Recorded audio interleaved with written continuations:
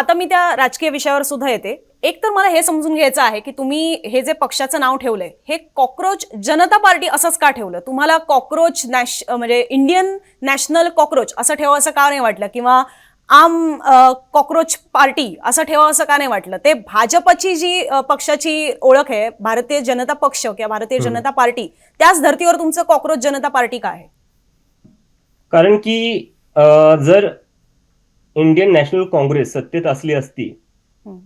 तर ह्या पक्षाचं नाव नॅशनल काँग्रेस पार्टी असलं, नॅशनल कॉक्रोच पार्टी असलं असतं. आम आदमी पार्टी जर हम्म. सत्तेत असली असती तर या पक्षाचं नाव आम कॉक्रोच पार्टी असली असती. या पक्षाचं नाव कॉक्रोच जनता पार्टी आहे. हम्म. याचं कारण हे आहे की एक पार्टी आहे जी रिटायर्ड झाल्यानंतर सुप्रीम कोर्टच्या जजला राज्यसभेवर पाठवती हम्म. किंवा त्यांना वेगळ्या वेगळ्या पोझिशन्स देती ॲज अ रिवॉर्ड. तर ते जे काही प्रो को होऊ लागलं, त्या जे दोन पार्टीजमध्ये होते, जे दोन इन्स्टिट्यूशन्समध्ये होते, ते त्यांच्यासाठी येते. जेव्हा बाकी पार्टी बनतील आम्ही त्यांच्यावरही असंच बोलू. ओके. पण मग आता तुम्ही काही उदाहरणं जी दिलेली आहेत, म्हणजे तुम्ही नाव न घेता एक प्रकारे आपल्या माजी सरन्यायाधीशांसंदर्भात बोललेला आहात की जे राज्यसभेवर गेले 2019च्या वेळेला.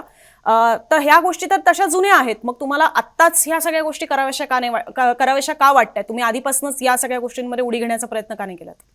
तेव्हा मी खूप लहान असेल अनुजा, ऍक्च्युली मी म्हणजे शाळेत असेल मी तेव्हा. तेव्हा अच्छा, तुम्ही आता माझ्याकडे किती वर्षाचे आहात? मी आता 29-30 वर्षाचा झालोय. आणि मला राजकारण म्हणजे आता तुम्ही जेव्हा बोलताय तेव्हा मी काय 23-24 वर्षाचा असेल मी. अच्छा. तर मी तेव्हा शिकत होतो, मलाही म्हणजे जग समजायला वेळ लागला असता ना. हा हा. तर मला जेव्हापासून समजू लागले तेव्हापासून मी बोलू लागलोय.